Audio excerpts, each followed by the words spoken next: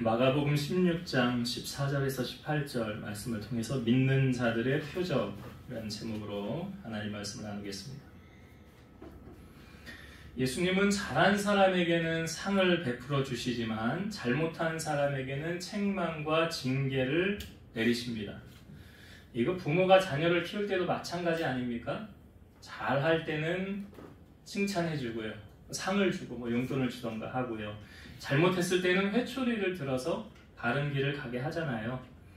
성경에 나오는 달란트 비유가 우리에게 주는 교훈은 무엇입니까? 한 주인이 먼 외국을 갈 때 세 종에게, 한 종에게는 1달란트, 한 종에게는 2달란트, 한 종에게는 5달란트를 맡기죠.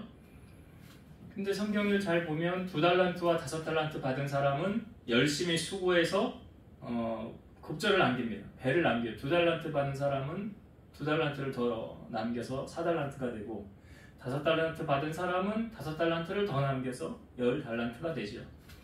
주인이 왔을 때 정산을 하는 거예요. 이제 너희들 내가 맡겨주고 간 달란트 어떻게 했냐 했더니 5달란트 받은 자하고 2달란트 받은 자에게는 주인이 우리에게 주었는데 갑절로 남겼습니다 하고 주인에게 돌려주니까, 주인이 종들을 향하여 이렇게 말하죠.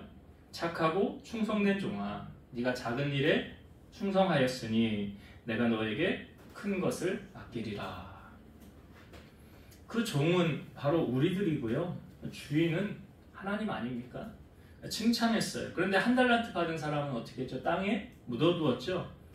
그리고 주인이 왔을 때 그걸 고스란히 꺼내가지고 주님께 가져다 주면서 하는 말이 뭐라 그래요? 우리 주인은 해치지 않은 데서 모으고 자기 생각으로 주인을 판단하고 있었던 거죠. 그랬더니 뭐라 그래요? 주인이, 야 그러면 내가 그거를 은행에다 넣어놓고 이자라도 받지 왜 너에게 줬겠냐 라고 말하잖아요. 그러면서 하는 말이 무엇입니까? 주인이 이 1달란트 받은 자를 향하여 악하고 게으른 종아 그랬어요. 악하고 게으른 종아, 책망을 받았죠. 그리고 이 말씀을 덧붙였어요. 이 무익한 종을 바깥 어두운 데로 내쫓으라. 거기서 슬피 울며 이를 갈리라. 그러니까 분명하게 이 주인이 상을 주는 사람이 있고요, 벌을 주는 사람이 있어요. 하나님도 마찬가지라는 거죠. 그러니까 이 달란트 비유는 우리에게 이제 똑같이 하나님이 이렇게 적용하신다는 것을 보여주는 거죠. 요한계시록 20장 12절 보면, 또 내가 보니 죽은 자들이 큰 자나 작은 자나 그 보좌 앞에 서 있는데 책들이 펴있고 또 다른 책이 펴졌으니 곧 생명책이라. 죽은 자들이 자기의 행위를 따라 책들에 기록된 대로 심판을 받으니. 제가 가끔 이런 얘기 하잖아요. 천국의 CCTV가 지금 다 우리를 찍고 있다고. 증거 자료가 거기 다 하나님 앞에 있다고. 여기 성경에 나오잖아요. 우리가 행한 그 모든 것들이 책에 다 기록되어져 있더라. 그래서 예수님도 이렇게 말씀하셨어요. 마태복음 12장 36, 37절. 내가 너희에게 이르노니 사람이 무슨 무익한 말을 하든지 심판날에 이에 대하여 신문을 받으리니 네 말로 의롭다함을 받고 네 말로 정죄함을 받으리라. 그러니까 하나님 보좌 앞에 가면 분명히 정산할 날이 온다는 거죠. 그 주인이 달란트 맡겨주고 간 것처럼. 오카는 목사님이 예전에 설교할 때 이런 말씀을 하셨어요. 우리가 하나님 앞에 가면 하나님이 이거 한 가지는 꼭 물으신다는 거예요. 그게 뭐냐면, 너는 나를 위해서 뭐하다 왔냐? 이걸 꼭 물으신대요. 너는 나를 위해서 뭐하다 왔냐? 네 혈육 말고, 네 가족 말고, 네 사업, 네 일 말고 내일 뭐하다 왔냐 이거예요.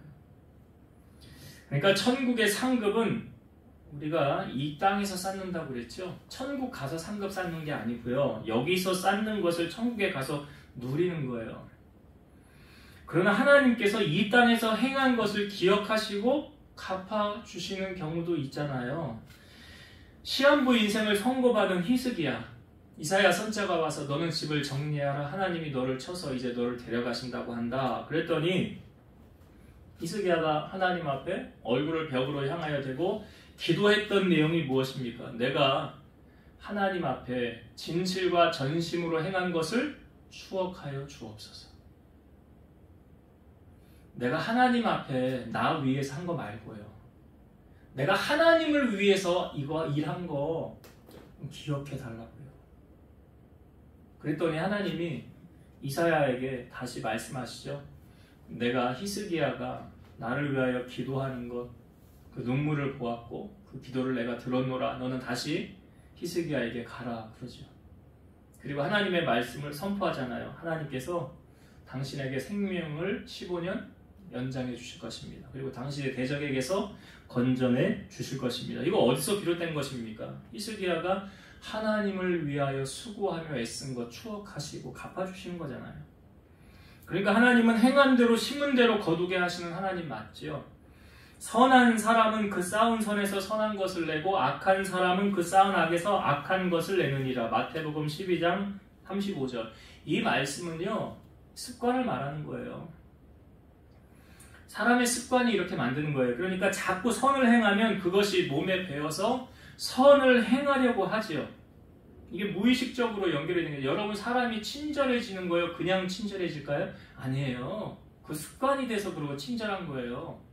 그냥 친절한 거 아닙니다. 악을 자꾸 행하면 이게 습관이 돼서 악을 행하는 거예요. 그러니까 선을 해가든 악을 해가든 이게 내 몸에 배서 이렇게 되어지는 거예요.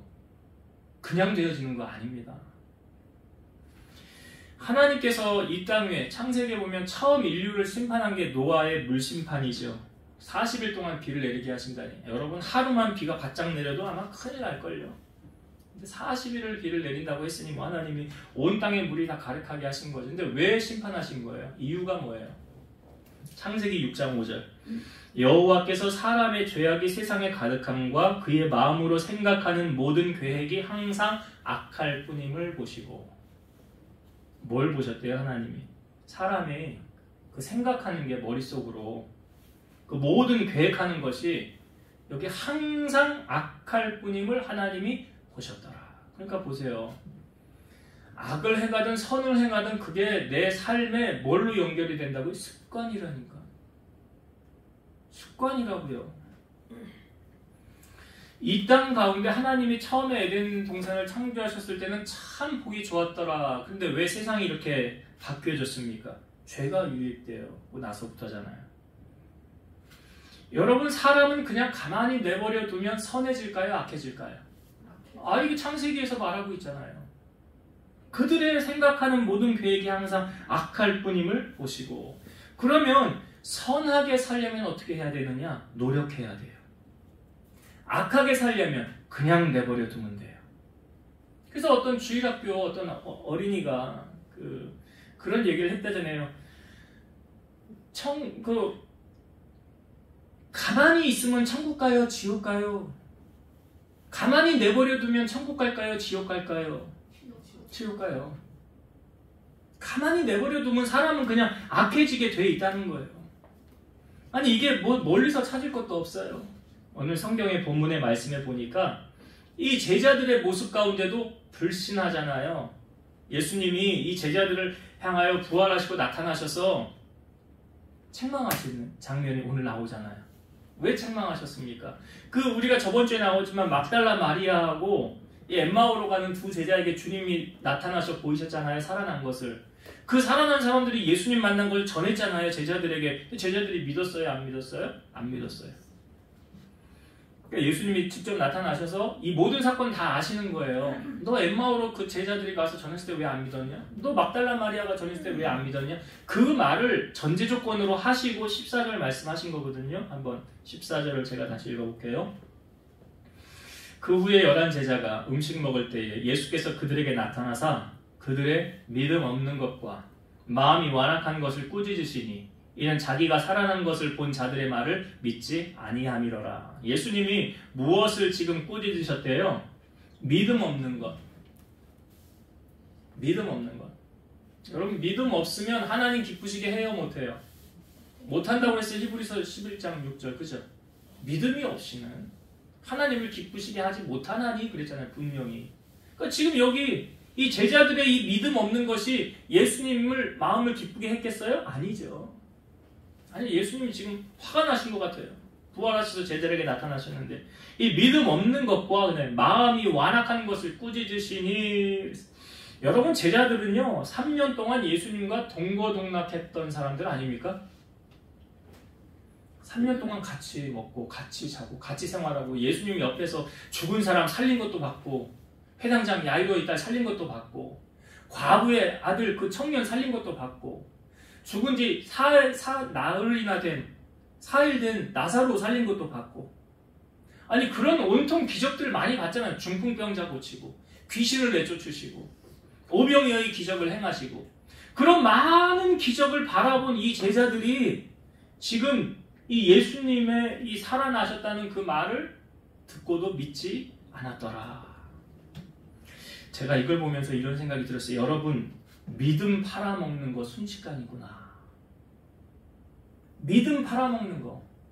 신앙생활 그냥 등 딱 지면 끝이구나.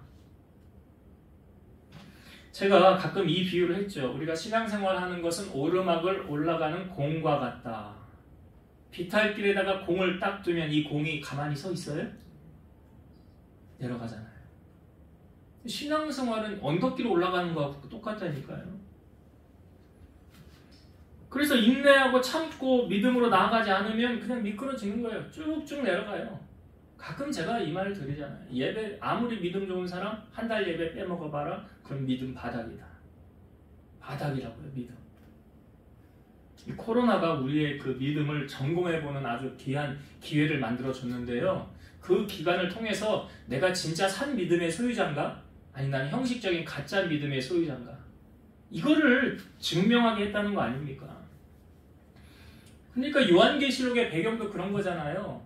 이 로마 황제가 나를 섬겨라 내가 신이다라고 하는데 이거에 대항하고 반대하는 사람, 절하지 않는 사람은 다 사자 밥이 되게 하거나 불에 태워 화형을 시키거나 그러니까 거기서 진짜인지 가짜인지 다 판명 드러나는 거 아닙니까? 근데 진짜는 나는 예수님을 부인할 수 없어요 하면서 순교의 자리를 나아가잖아요. 가짜들은요. 예수님 다 팔아먹잖아요. 그러니까 신앙생활도 그래 순식간이라는 거죠. 내 믿음. 그래서 말세가 될수록 성경이 뭐라고 말하느냐? 믿는 자를 보겠느냐. 믿는 자를 보겠느냐. 말세에. 그러니까 천국에 들어가는 게 낙타가 반입기로 들어가는 것처럼 어렵다라고 말하는 거고요. 넓은 길로 가는 사람은 많은데 좁은 길로 가는 사람은 별로 없더라. 여기 우리 집 가운데 누가 구원을 받을지 구원을 못 받을지 그건 아무도 모르는 일이지만 그거는 주님하고 나 사이만 아는 일이지만 아무튼 한순간에 주님 믿음 팔아먹으면 그 사람 그냥 지옥행 가는 거 아닙니까? 여기 지금 제자들의 이 모습을 바라보면서 예수님이 좀 마음이 많이 아프셨겠죠. 화도 나셨겠죠. 그러나 그때 이 모습을 주님이 영원히 이것만 보는 것이 아니라 이 다음에 이 제자들의 모습 여러분 성경을 검색을 한번 해보세요. 12제자의 최후 하면 쭉 나와요. 우리가 잘 아시다시피 베드로는 십자가 져서 거꾸로 십자가 지고 죽었고요. 어떤 사람은 옷에 가죽이 벗겨져서 죽고요. 참수형 당하고요. 아무튼 제자들이 다 순교의 자리에 갔어요. 지금 이 제자들의 모습은 아직 완전체가 아니죠. 왜 완전하지 않습니까? 성령을 아직 못 받았잖아요. 성령을 못 받았어요. 그러니까 초대 교회가 시작되어진 게 성령의 임함과 함께 더불어 시작됐다고 그랬죠. 사도행전 1장에. 그래서 성령 받은 이후로 제자들의 삶을 완전히 달라졌잖아요. 어떻게 달라졌습니까? 그전에는 예수님을 부인하고 핍박의 자리는 될 수 있으면 안 받으려고 했던 그 제자들이 예수님을 전하는 자로 바뀌게 되지 않습니까? 예수님께서 지금 제자들의 이 옳지 못한 이 믿음을 바로 잡아주시고 그 다음에 하셨던 말씀이 무엇입니까? 자, 15절과 16절을 볼게요. 또 이르시되 너희는 온 천하에 다니며 만민에게 복음을 전파하라. 믿고 세례를 받은 사람은 구원을 얻을 것이요 믿지 않는 사람은 정죄를 받으리라. 제자들 향하여 뭐 하래요? 온 천하에 다니며 만민에게 복음을 전파하라 그랬죠. 그래서 그 복음을 받아들이는 사람, 그 사람은 구원을 받을 것이고 너희들이 복음을 전하였는데 그 복음을 받아들이지 않는 사람은 이 정죄받으리라가 뭔 의미인지 아시죠? 예, 천국 갈 수 없다는 말이잖아요. 그래서 우리로 하여금 이거 명령이거든요. 사실 전파하라라는 건 명령이잖아요. 하라 하지 말라. 원집사님 오늘 올해 받은 말씀 아시죠? 디모데후서 4장 2절 뭐예요? 예, 너는 말씀을 전파하라. 때를 얻든지 못 얻든지 항상 힘쓰라. 범사에 우리 참음과 가르침으로 경책하며 경계하며 권하라. 왜 복음을 전하라고 하셨는지 아십니까? 왜? 이유가 있어요. 마태복음 24장 14절 이 천국 복음이 모든 민족에게 증언되기 위하여 온 세상에 전파되리니 그제야 끝이 오리라. 예? 이 끝은 언제를 말하는 거예요? 예, 예수님이 언제 오신대요? 언제 오신다고요? 온 세상의 복음이 전파되리니 땅끝까지 전파되리니. 왜 주님이 이 말씀하셨는지 아세요? 왜 이 말씀을 하셨을까요? 나중에 주님이 오셨을 때 양과 염소를 가릴 거 아니에요. 그런데 어떤 사람이 나는 예수님 복음 소식 못 들었는데요. 나는 예수 믿으라는 소리 못 들었는데요. 그런 핑계하지 못하게 하려고 누구에게나 한 번씩 다 들을 수 있는 기회를 주시는 거예요. 너 그때 누군가를 통해서 너 복음 들었잖아. 야, 너네 엄마가 너 믿으라고 그랬었잖아. 야, 네 남편이 네 아내가 야 예수 믿으라고 했었잖아. 권했잖아. 근데 네가 안 믿었잖아. 그럼 할 말이 있어요, 없어요? 이걸 뭐라고 그래? 빼박이라고 그러잖아. 증거가 있잖아, 증거가. 그러니까 그때 주님이 오신다는. 또 한 가지는 왜 우리로 하여금 복음을 전파하라고 하시느냐? 이게 택한 자들을 부르시는 하나님의 방법이에요. 고린도전서 1장 21절 하나님의 지혜에 있어서는 이 세상이 자기 지혜로 하나님을 알지 못하므로 하나님께서 전도에 미련한 것으로 믿는 자들을 구원하시기를 기뻐하셨도다. 그러니까 하나님의 택한 사람을 하나님이 이렇게 부르시는데 어떤 과정, 어떤 루트를 통해서 불러요? 먼저 복음을 들은 사람이 가서 전해서. 이걸 성경이 뭐라고 그래요? 전도라고 그러잖아요. 왜요? 세상이 지혜로는 하나님을 모른대요. 누가 그걸 학교에서 가르쳐줘요? 어디 기업에서 가르쳐줘요? 회사에서 가르쳐줘요? 아니에요. 먼저 복음을 들은 이 사람을 통하여서 전하는 거예요. 이게 뭐냐면 하나님께서 전도에 미련한 것으로 믿는 자들을 구원하시기를 기뻐하셨도다. 여러분, 전도가 미련한 거 아니에요? 전도가 미련한 거잖아요. 성경이 그렇게 말하고 있잖아요. 전도가 미련한 거래요. 우리가 가서 이렇게 전하는 이 전도, 예수 믿고 구원받으세요. 이게 전도잖아요. 그런데 그 방법을 통해서 믿는 자들을 구원하신대요. 마가복음 1장 38절 이르시되 우리가 다른 가까운 마을들로 가자. 거기서도 전도하리니 내가 이를 위하여 왔노라 하시고 이에 온 갈릴리에 다니시며 그들의 여러 회당에서 전도하시고 또 귀신들을 내쫓으시더라. 그러니까 이거 누가 하신 말씀이에요? 이거 누가 한 말이에요? 우리가 다른 가까운 마을들로 가자. 거기서도 전도하리니 내가 이를 위하여 왔노라. 누가 한 말이에요? 예수님. 예수님이 하신 말씀이에요. 예수님의 마지막 유언이 뭡니까? 사도행전 1장 8절 오직 성령이 너희에게 임하시면 너희가 권능을 받고 예루살렘과 온 유대와 사마리아 땅끝까지 이르러 내 증인이 되리라.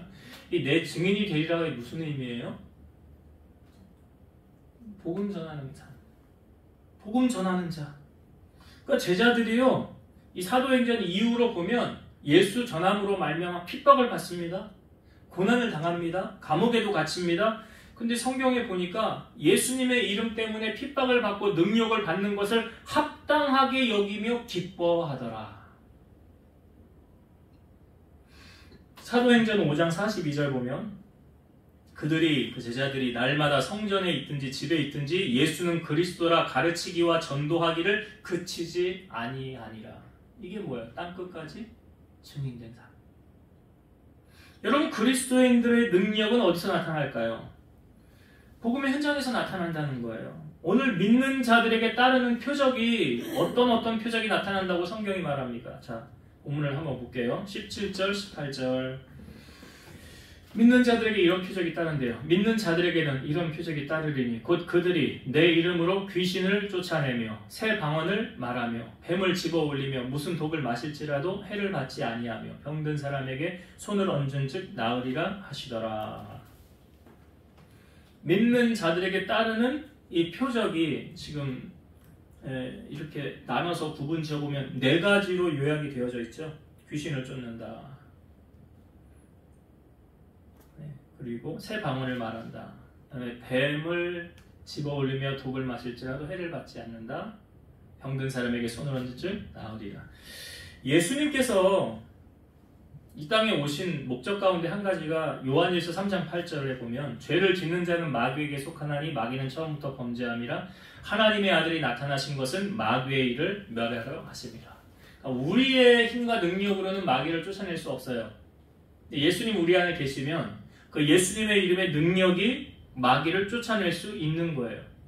아니 제자들이 한 번은 예수님과 떨어져 있었는데 어떤 귀신 들린 아들을 둔 아버지가 와서 우리 아들 좀 귀신 좀 쫓아내주세요 했는데 못 쫓아냈잖아요. 그러니까 예수님이 오셔서 제자들 한심하게 바라보면서 언제부터 이렇게 됐냐 그러니까 어려서부터 됐다는 거죠. 이 귀신이 우리 아들 죽이려고 물에도 던지고 불에도 던지고 그럽니다.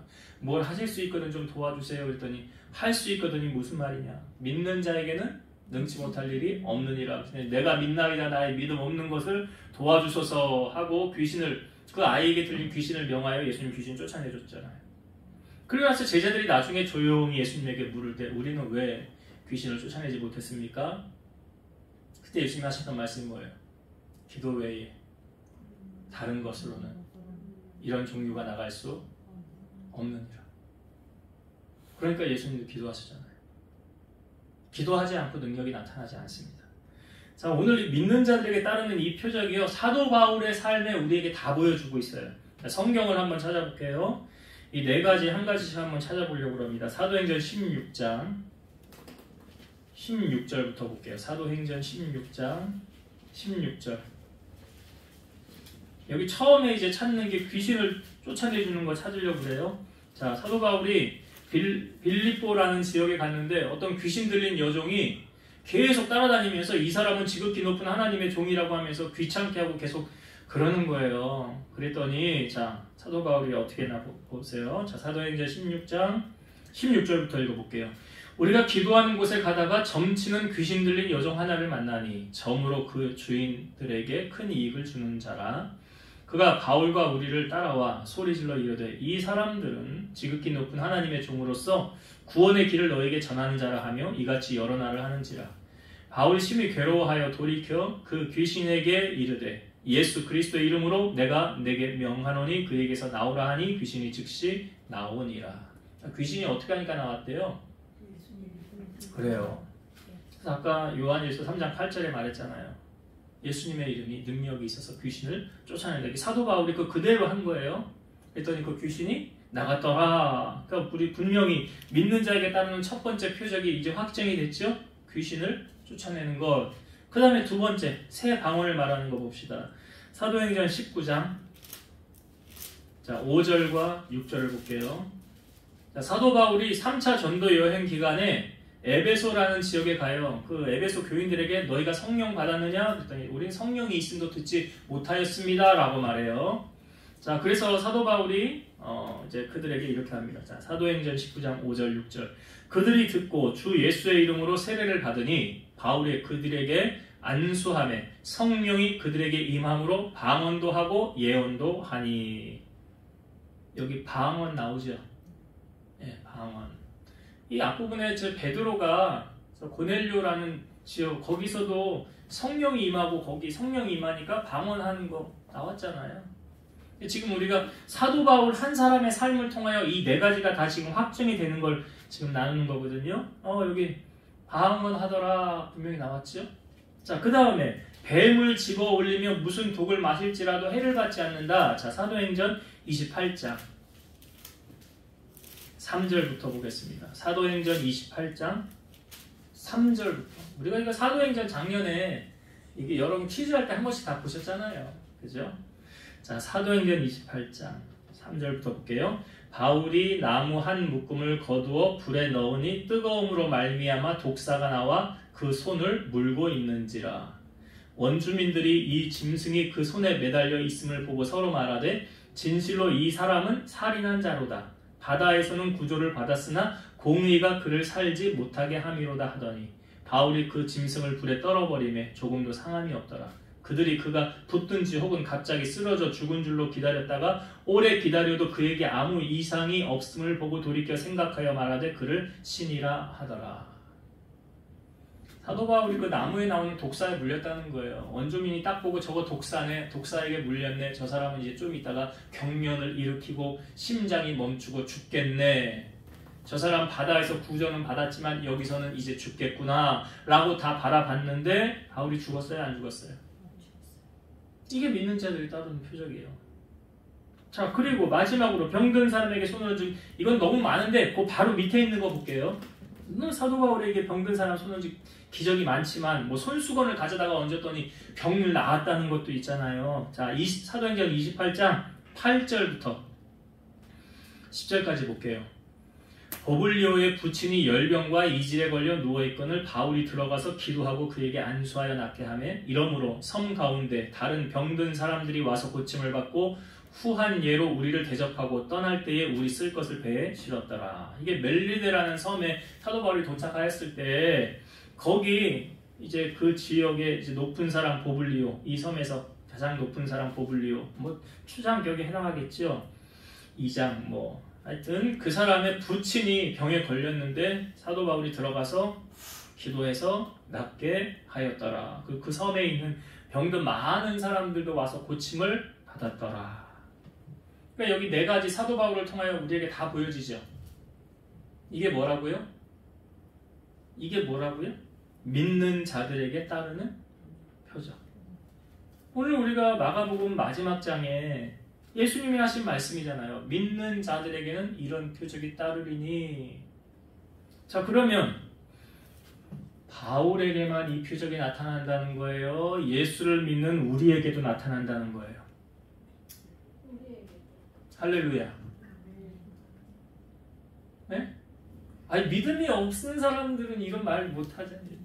믿음이 없으면 못한다고요. 이게 어떤 사람에게 표적이 따른다고요? 믿는 자들에게. 믿는 자들. 누구 믿는 자들? 예수를 나의 구주로 믿는 자. 고린도후서 4장 7절 우리가 이 보배를 예수 그리스도를 질그릇 내 마음에 가졌으니 이는 심히 큰 능력은 하나님께 있고 우리에게 있지 아니함을 알게 하려 함이라. 그러니까 사도 바울이 한 번도 나면서부터 걸어보지 못한 사람도 일어나 걷게 했잖아요. 그가 구원받을 만한 믿음이 있는 것을 보고 일어나 걸으라 했잖아요. 그러니까 이 기적은 사도 바울을 통하여 예수 그리스도가 그 안에서 역사한 거 아닙니까? 그러니까 우리에게도 동일하게 예수 그리스도를 믿는 자들에게는 이런 표적이, 여러분 이 말씀을 묵상하고 내 것으로 만드세요. 믿는 자들에게 따르는 이 표적이 사도 바울에게 뿐만이 아니라 여기 성경에 보니까 예수를 믿는, 아니 베드로도 성전 입구에 있었던, 나면서부터 한 번도 못 걸었던 사람 걷게 했잖아요. 그러니까 예수를 진정으로 나의 구주로 믿고 나아가는 자들. 물론 하나님께서, 성령께서 이런 은사를 주십니다. 성령의 은사 가운데 뭐 신유가 있잖아요. 믿음도 은사고 사랑도 은사고 지혜와 지식도 은사고 뭐 방언하는 것부터 방언을 통역하는 것 다 은사잖아요. 근데 성령께서 필요를 따라 주시는 거예요. 그래서 오늘 이제 말씀을 정리하고 마칠 때 오늘 우리에게 주시는 이 말씀, 여러분 믿음 없는 자가 되지 마시고 믿음 있는 자가 되시기 바라요. 그게 주님 기쁘시게 하는 거라고요. 그게 오늘 주제에 일맥상통하는 거 아닙니까? 그래서 너희가 믿는 자가 되어서 나를 보았으니 어떻게 살래요? 증인으로 살라. 그래서 온 천하에 다니며 만민에게 복음을 전파하라. 왜? 여러분 우리를 왜 먼저 부르셨느냐? 우리를 먼저 부르신 주님이 우리를 보내시려고 먼저 부르신 거잖아요. 내가 가서 전하지 않으면 누가 듣습니까? 들을 사람이 없잖아요. 근데 듣고 싶어도 전할 사람이 없으면 못 듣는 거잖아요. 그러니까 여러분들의 입술을 벌려서 복음을 전하는 증인의 삶, 땅끝까지 내 증인이 되리라. 그러한 삶을 살아가는 자에게 어떤 은혜가 임합니까? 믿는 자들에게 따르는 이 표적.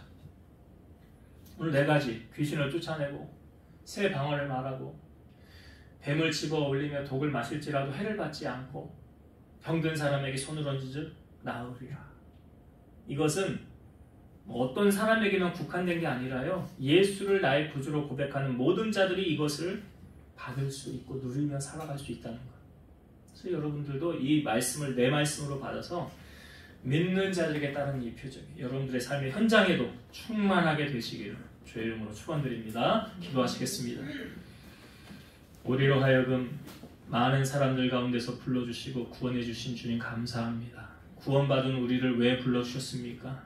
다시 우리를 세상으로 보내셔서 복음을 전하는 자로 땅끝까지 증인된 자로 살아가라고 우리를 먼저 불러주신 줄로 믿사오니 마지막 주님이 다시 오실 때에 주님 앞에 섰을 때 너는 내 사명을 잘 감당하였느니라, 내 달란트를 잘 썼느니라고 충성된 종이라라는 칭찬을 받는 저희를 다 되게 하시고 믿는 자들에게 따르는 표적을 오늘 우리가 나누었으니 오늘 성경이 우리에게 증언해 주었던 것처럼 오늘도